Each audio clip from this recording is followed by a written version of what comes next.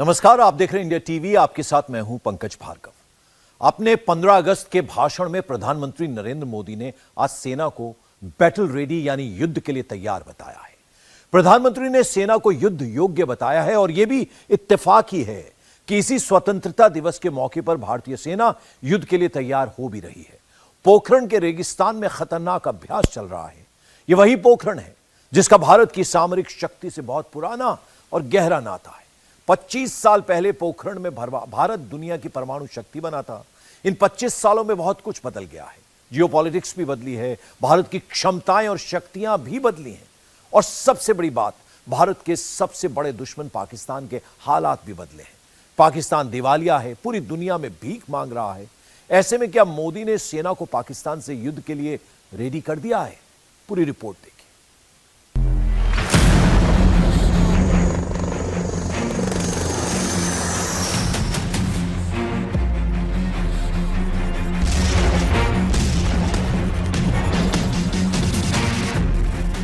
Ground तैयार,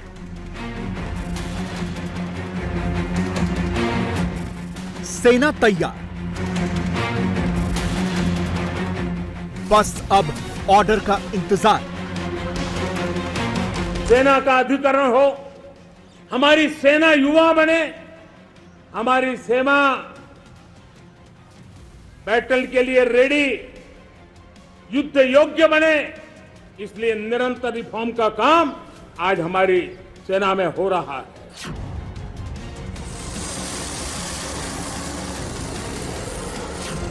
पाकिस्तान से होगा रण, तैयार हो रहा है पोखरण।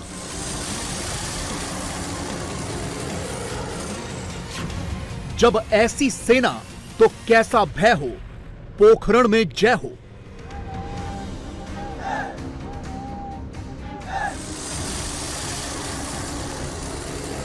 पोखरण में भारतीय सेना जीत की तैयारी कर रही है।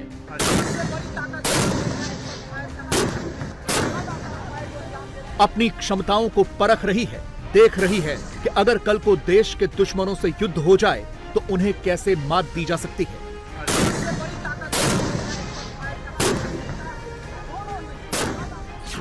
वैसे ये पोखरण ही था जिसे 1974 में पहले न्यूक्लियर टेस्ट के लिए चुना गया था। 1998 में भी पोखरण में ही सफल टेस्ट करके भारत परमाणु शक्ति बना था।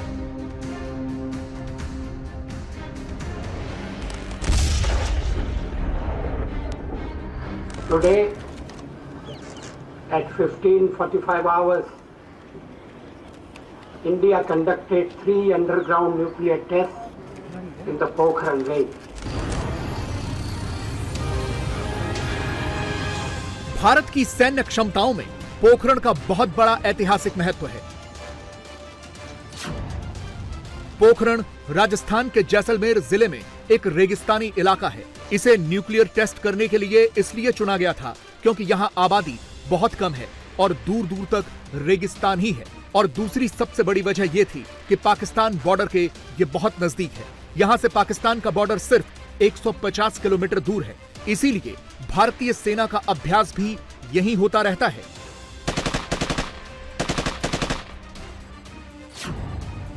सवाल यह है कि अगर भारत पाकिस्तान के बीच परमाणु युद्ध होता है तो क्या होगा? भारत पाकिस्तान के परमाणु युद्ध में कितनी बर्बादी होगी? परमाणु युद्ध के बाद पाकिस्तान तो पूरा बर्बाद हो जाएगा, भारत कितना बचेगा? आज इन तमाम सवालों पर बात करेंगे, लेकिन सबसे पहले भारत की जीत की तैयारी देख लीजिए, क्योंकि स्वतंत्रता दिवस पर सबसे बड़े दुश्मन पाकिस्तान को ताकत दिखाने के मायने कुछ और ही हैं। स्वतंत्रता दिवस के मौके पर इंडिया टीवी आपको लेकर आया है तपते रेगिस्तान से इंटरनेशनल बॉर्डर के बेहद करीब भारतीय सेना के किंग ऑफ वॉर कही जाने वाली आर्मर्ड और रेजिमेंट और साथ में future regiment in today's army कही जाने वाली मैकेनाइज्ड फॉर्मेशन का एक साथ इस फायरिंग रेंज में अभ्यास दिखाने। हम आपको यह भी बता दें कि दूसरी तरफ स्ट्रेटेजिक डेप्थ है, यानी पाकिस्तान के एरिया में न्यूक्लियर इंस्टॉलेशन से लेकर जो उनके फॉरवर्ड लोकेशंस पर अलग अलग जगहों पर उनके टैंक्स जो कि उन्होंने चीन और यूएस से लिया है, उनकी भी तैनाती है। इसीलिए उसे काउंटर करने के लिए भारतीय सेना का ये दमखम है जिसे हर जगह इस समय डिप्लॉय किया गया है। कुल मिला के 802 किलोमीटर के 20 किलोमीटर के इस इंटरनेशनल बॉर्डर पे जो कि राजस्थान के अंदर है। 802 किलोमीटर के इस इंटरनेशनल बॉर्डर पे जो कि राजस्थान के अंदर है। 802 किलोमीटर के इस इंटरनेशनल बॉर्डर पे जो कि राजस्थान के अंदर है। पाकिस्तान से निपटने के लिए भारतीय सेना हर मोर्चे पर तैयार है। मौजूदा हालात की बात करें तो भारत के पास दुनिया की दूसरी सबसे बड़ी एक्टिव आर्मी है। भारतीय सेना में 14 लाख से ज्यादा एक्टिव फौज है, जबकि पाकिस्तान के पास 6.5 लाख की एक्टिव फौज है। इसके साथ ही भारत के पास 11 लाख की फौज रिजर्व में भी है, जबकि पाकिस्तान के पास सिर्फ 5.5 लाख की फौज रिजर्व में है। इसके अलावा भारत के पास 25 लाख की पैरामिलिट्री है, जबकि पाकिस्तान के पास सिर्फ 5 लाख की पैरामिलिट्री फोर्सेज हैं। यानी भारत की कुल 50 लाख की सेना है और पाकिस्तान के पास 17 लाख की। युद्ध के मैदान में तो भारतीय सेना पाकिस्तान से बहुत आगे है। वैसे तो भारत के पास कई अत्याधुनिक टैंक हैं और सबसे बड़ी बात यह है कि ये सब स्वदेशी हैं। भारत अब खुद ही अपने टैंक बनाता है। पाकिस्तान के लिए लाइन ऑफ कंट्रोल से लेकर इंटरनेशनल बॉर्डर तक इन टैंकों की तैनाती की गई है। ये मेन बैटल टैंक इसीलिए कहा जाता है बिकॉज ये हमारे इंडिया में खुद डेवलप्ड है एंड मैं प्राउडली कह सकता हूं कि ये सिर्फ इंडिया में नहीं बल्कि दुनिया के one of the best tanks में एक है। कितना कारगर है, क्या रेंज है, इफेक्टिवनेस क्या है, रेट ऑफ फायर क्या है और इस डेजर्ट टेरेन में कितना इफेक्टिव है? ये चाहे दिन हो रहा है 1100-1600 मीटर तक दुश्मन को इफेक्टिवली एंगेज कर सकता है एंड ये एमबीटी स्पेशलाइज करता है डेजर्ट टेरेन के अंदर। आप आसपास देखिए, कुछ भी नहीं आपको मिलता है जिसपे आप डिपेंड कर सकते हैं, ना कोई वेजिटेशन, ना कोई नेचुरल रिसोर्स, लेकिन बस आप और आपका टैंक इस टेरेन के अंदर जंग लड़ते हैं and you have to come out victorious. Bharat के पास 4600 टैंक हैं, जबकि पाकिस्तान के पास 3700। भारत के पास अब स्वदेशी टैंक भी उपलब्ध हैं, जिनमें भारत स्वदेशी टेक्निक का इस्तेमाल करके उन्हें अपग्रेड करता रहता है। जैसे T-72 टैंक को स्वदेशी प्रणाली से विकसित किया गया है, इसी तरह से अर्जुन टैंक भी पूर्णतः स्वदेशी हैं, जिनमें 120 mm की मेन राइफल्ड गन है। इसके अलावा सारथ टैंक में भी स्वदेशी प्रणाली लगी है। ये टैंक जमीन से लेकर पानी तक में चल सकता है। इसमें DRDO के वैज्ञानिकों ने इस टैंक में 1000 BPH क्षमता का इंजन लगाया है। हम इस समय BMP-2 सारथ में हैं। इन्फेंट्री को अगर क्वीन ऑफ बैटलफील्ड कहा जाता है तो किंग ऑफ वॉर टैंक्स यानी आर्मर्ड रेजिमेंट कहा जाता है, और इन्फेंट्री और किंग ऑफ वॉर का अहम हिस्सा है ये BMP-2 सारथ। इस समय हम इस रेगिस्तान में हैं जहां पर इस BMP जिसमें गनर, ड्राइवर और कमांडर के साथ कुल मिला के 7 और जवान अपने बैटल लोड के साथ इस बख्तरबंद गाड़ी इन्फेंट्री कॉम्बैट व्हीकल BMP-2 सारथ में बैठ सकते हैं और आसानी से एक जगह से दूसरी जगह जा सकते हैं। दुश्मन के खेमे को ध्वस्त करने की काबिलियत है। इसीलिए स्ट्रैटेजिक तौर पर भारत चीन की सरहद से लेकर भारत पाकिस्तान की सरहद और भारत किया है। हम इस समय पोखरण फायरिंग रेंज में, ये BMP-2 सारथ है, इसमें 30 mm की गन लगी है। के अलावा इसमें 7.62 है और anti tank guided missile Concor भी है। तो इसके अंदर 30 mm कैनन गन लगी हुई है जो 3.5 किलोमीटर 4 किलोमीटर तक दुश्मन का जो सॉफ्ट स्किन व्हीकल टारगेट है उसको बर्बाद कर देता है। इसी के साथ यहाँ पे कॉन्कोर्स M मिसाइल माउंटेड या लोडेड रहता है जो कि दुश्मन के टैंक टारगेट है उसको 4 किलोमीटर तक बर्बाद करता है। इसी के साथ इन्फेंट्री सेना अगर दुश्मन की मिल जाती है, पैदल सेना भी अगर दुश्मन की मिलती है तो उसको बर्बाद करने के लिए इसके अंदर 7.62 mm AMG PKT लगाई गई है जो दुश्मन को 2 किलोमीटर तक बर्बाद करती है। मौसम बहुत विषम है, यहाँ पर बहुत गर्मी है, कैसे उसको पार पाते हैं, तैयारी करते हैं? कैसा ही मौसम हो, भारतीय सेना के जवान के लिए हर समय हर मौसम के लिए वो बिल्कुल तत्पर रहता है। वैसे तो पोखरण में सिर्फ थल सेना का ही अभ्यास हो रहा था। जब पाकिस्तान से युद्ध होगा तो वो एक पूरी ऑल आउट वॉर होगी, यानी एक ऐसा युद्ध जिसमें भारत को पूरी ताकत से लड़ना होगा। थल सेना के साथ वायुसेना और नौसेना भी होगी। भारत के पास कुल 2200 विमान हैं, जबकि पाकिस्तान के पास 1400 एयरक्राफ्ट हैं। भारत के पास 577 फाइटर जेट्स हैं, पाकिस्तान के पास 363 फाइटर जेट्स हैं। नौसेना की बात करें तो भारत की फ्लीट स्ट्रेंथ 295 की है, जबकि पाकिस्तान की 114 की। भारत के पास 2 एयरक्राफ्ट कैरियर्स हैं, INS विक्रांत और INS विक्रमादित्य, जबकि पाकिस्तान के पास एक भी एयरक्राफ्ट कैरियर नहीं है। भारत के पास 18 पनडुब्बियां हैं, पाकिस्तान के पास सिर्फ 9। भारत के पास 11 डिस्ट्रॉयर्स हैं, पाकिस्तान के पास 2, भारत के पास 138 पेट्रोल वेसल हैं और पाकिस्तान के पास सिर्फ 48।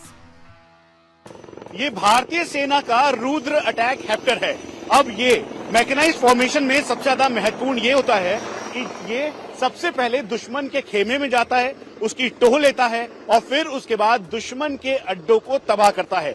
इसीलिए जहां एक तरफ रुद्र अटैक हेलीकॉप्टर है जो अपने मिसाइल्स और एंटी टैंक गाइडेड मिसाइल के साथ डिप्लॉयड है, तो उसके ठीक नीचे T-90 और अर्जुन टैंक्स हैं, भीष्म, अर्जुन, और उसके बाद रुद्र का ये प्रहार है जिसकी वजह से दुश्मन के खेमे को ध्वस्त करने की ये पूरी काबिलियत है।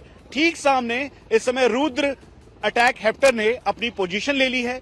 आर्टिलरी गन से फायर किया गया, ये दिखाया गया कि दुश्मन का जो खेमा है उसको पूरी तरह से ध्वस्त किया गया है। उसके बाद अटैक हेप्टर ने अपना रोल प्ले किया और फिर उसके बाद अब ये लोअर लेवल मैनोवरिंग कर रहा है।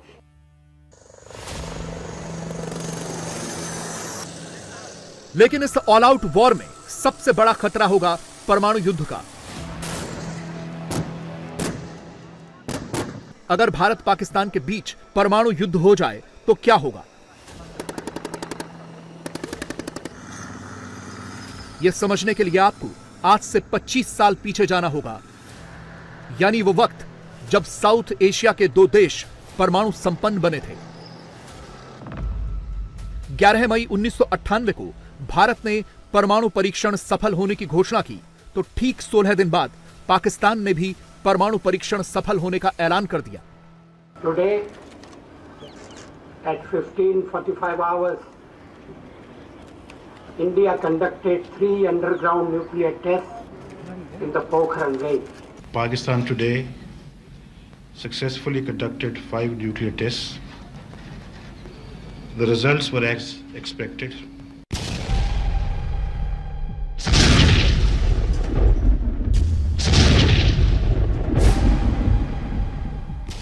भारत के धमाके ने पाकिस्तान और चीन के कंठ सुखा दिए थे।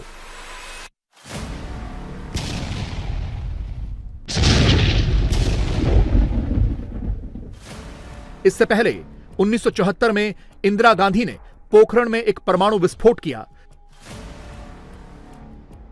लेकिन इसे न्यूक्लियर टेस्ट बताया गया और कहा गया कि एटम बम से इसका कोई लेना देना नहीं है। इसके बाद नरसिम्हा राव ने भी परमाणु परीक्षण करने की तैयारी की, लेकिन कहा जाता है कि अमेरिका के दबाव में यह टेस्ट टालना पड़ा। फिर देश की कमान अटल बिहारी वाजपेयी के हाथों में आई। पहले 1996 में कोशिश की, लेकिन सरकार सिर्फ 13 दिन में गिर गई। वाजपेयी फैसला कर चुके थे, इसीलिए जब मार्च 1998 में देश के प्रधानमंत्री बने तो उन्होंने सीधे प्रसिद्ध वैज्ञानिक एपीजे अब्दुल कलाम को बुलाया और उन्हें भारत को परमाणु शक्ति संपन्न राष्ट्र बनाने को कहा। कलाम तब डीआरडीओ के चीफ थे। यह ऑपरेशन बहुत गुप्त रखा गया था, बहुत ही सिलेक्टेड लोगों को इसकी जानकारी थी, क्योंकि डर था अमेरिका के सैटेलाइट्स का। पोखरण में काम शुरू हुआ और नाम दिया गया ऑपरेशन शक्ति। अमेरिकी सैटेलाइट को धोखा देने के लिए सेना के जवान फुटबॉल खेलते थे। वैज्ञानिक कभी सीधे पोखरण नहीं आते थे, साथ में सफर नहीं करते थे। प्याज और आलू के ट्रकों में छिपाकर बमों को पोखरण लाया गया था। आसमान के सैटेलाइटों को चकमा देने के लिए वैज्ञानिक भी आर्मी की यूनिफॉर्म में रहते थे। उन्हें कोड नेम दिए गए थे। 40 दिनों के भीतर परमाणु परीक्षण की पूरी तैयारी कर ली गई। 10 मई को सारी तैयारी पूरी हुई और 11 मई की दोपहर में सफलतापूर्वक परमाणु परीक्षण कर लिया गया।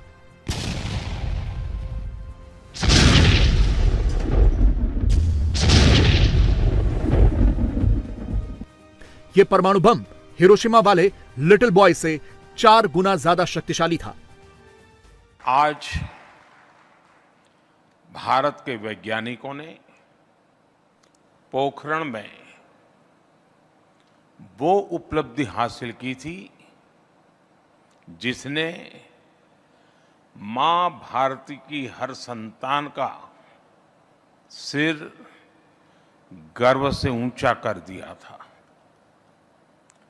मैं वो दिन कभी भूल नहीं सकता जब अटल जी ने भारत के सफल परमाणु परीक्षण की घोषणा की थी। पोखरण परमाणु परीक्षण के जरिए भारत ने न केवल अपने वैज्ञानिक सामर्थ्य को साबित किया, बल्कि भारत के वैश्विक कद को एक नई ऊंचाई भी दी थी। पूरी दुनिया में खलबली मच गई। तुरंत अमेरिका ने भारत पर आर्थिक प्रतिबंध लगा दिए, जिनका भारत ने डटकर मुकाबला भी किया। लेकिन वाजपेयी जी से अपने देश में भी सवाल पूछे जाने लगे थे। ये आश्चर्य है कि परमाणु परीक्षण की भी आलोचना की गई। पूछा गया देश के सामने कौन सा खतरा था। मैं 1974 में सदन में था,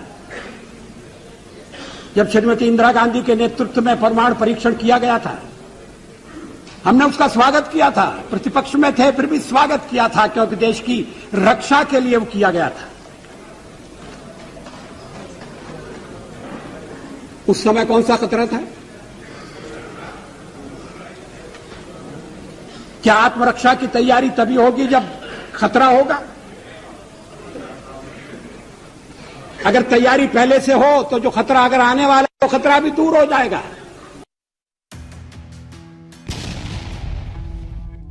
भारत ने दुनिया को दिखा दिया था कि वो अब किसी के दबाव में झुकने वाला नहीं है।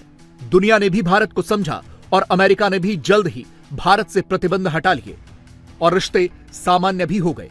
यह सब इसलिए हुआ क्योंकि भारत ने तुरंत ही अपनी परमाणु नीति घोषित कर दी थी कि हम पहले किसी के ऊपर परमाणु हथियारों का इस्तेमाल नहीं करेंगे। परीक्षण के साथ हमने यह भी ऐलान किया कि हम परमाणु हथियारों का प्रयोग करने में पहल नहीं करेंगे। No first use. हमने यह भी कहा कि जिनके पास परमाणु शस्त्र नहीं है, हम उनके विरुद्ध उनका उपयोग नहीं करेंगे। भारत हमेशा से टू फ्रंट वॉर की पूरी तैयारी करता है। एक तरफ चीन है तो दूसरी तरफ पाकिस्तान।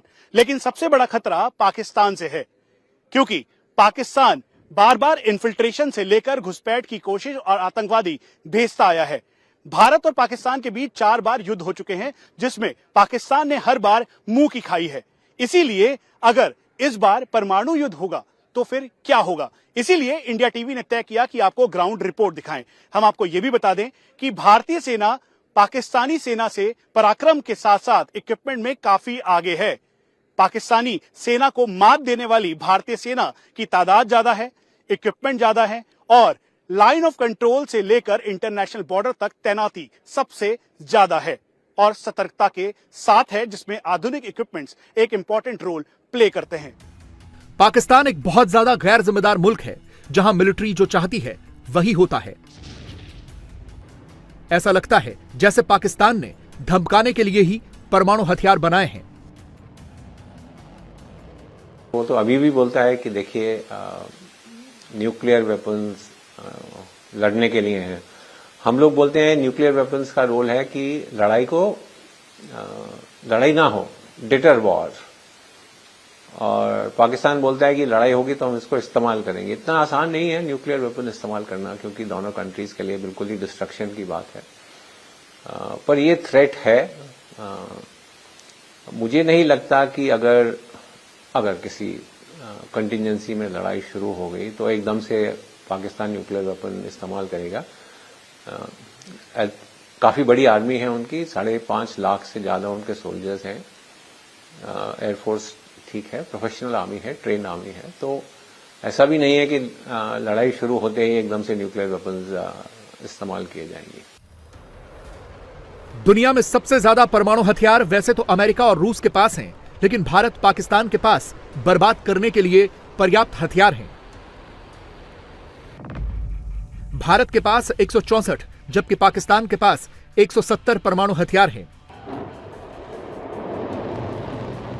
और यह भी जानकारी है कि पाकिस्तान अपने परमाणु हथियारों की संख्या बढ़ा भी रहा है।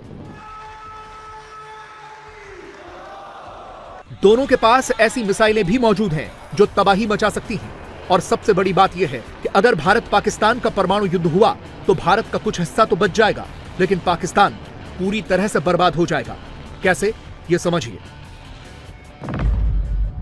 पाकिस्तान के पास कम दूरी की मिसाइलें नस्र, हत्फ, गजनबी और अब्दाली हैं। इनकी मारक क्षमता 60 से 320 किलोमीटर है, यानी अगर ये पाकिस्तान से दागी जाएं तो इनके निशाने पर भारत पाकिस्तान के बॉर्डर एरियाज आ सकते हैं। पाकिस्तान के पास मध्यम दूरी की मिसाइलें भी हैं, गौरी और शाहीन, जिनकी मारक क्षमता 900 से 2700 किलोमीटर है। अगर इन दोनों मिसाइलों से हमला होता है तो दिल्ली, जयपुर, अहमदाबाद, मुंबई, पुणे, भोपाल, नागपुर और लखनऊ तक इनकी जद में आ सकते हैं। इन हमलों में दक्षिण और पूर्वी भारत बच जाएगा। हालांकि तबाही कितनी होगी यह निर्भर करता है मिसाइल पर लगे हथियारों पर। पारंपरिक हथियार लगाने पर बर्बादी कम होगी, लेकिन परमाणु हथियार लगाया तो नुकसान बहुत ज्यादा हो सकता है। अब यह भी समझ लीजिए कि अगर भारत ने पाकिस्तान पर मिसाइलें दागी तो कहां तक तबाही पहुंचेगी। भारत के पास कम दूरी की मिसाइल पृथ्वी है।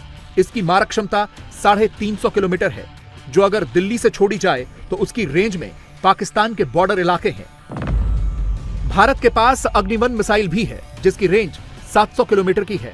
लाहौर और इस्लामाबाद तक तो यही पहुंच जाएगी। इसके अलावा भारत के पास अग्नि-2 मिसाइल भी है, जिसकी रेंज 2000 किलोमीटर है और इसकी जद में भी पूरा पाकिस्तान है। भारत के पास अग्नि-3 मिसाइल भी है, जिसकी रेंज 3000 किलोमीटर है, यानी इसकी रेंज में पाकिस्तान के सारे ही बड़े शहर हैं, लाहौर, इस्लामाबाद, कराची, रावलपिंडी, सब। यानी भारत ने अगर पाकिस्तान पर अपनी तीसरी सबसे ज्यादा रेंज की मिसाइल भी छोड़ी तो पाकिस्तान बचेगा नहीं। सबसे बड़ी बात यह है कि 1999 में भारत ने नो फर्स्ट यूज की ये नीति लागू की थी। इसका मतलब है कि भारत कभी भी पहले एटॉमिक एनर्जी या एटॉमिक बॉम्ब का इस्तेमाल खुद नहीं करेगा जब तक कोई और देश इस पे हमला नहीं करता। लेकिन गौरतलब है कि पाकिस्तान के पास ऐसी कोई भी नीति मौजूद नहीं है। पाकिस्तानी आर्मी या पाकिस्तानी जो नेता हैं वो कभी भी इसका इस्तेमाल कर सकते हैं, और यही सबसे बड़ी चिंता का कारण भी है। और इसी को देखते हुए भारत ने पूरी सतर्कता बरती है। इंडिया टीवी हर वक्त हर जगह डाउनलोड करने के लिए सर्च करें India TV news Google play store या ऐप स्टोर पर।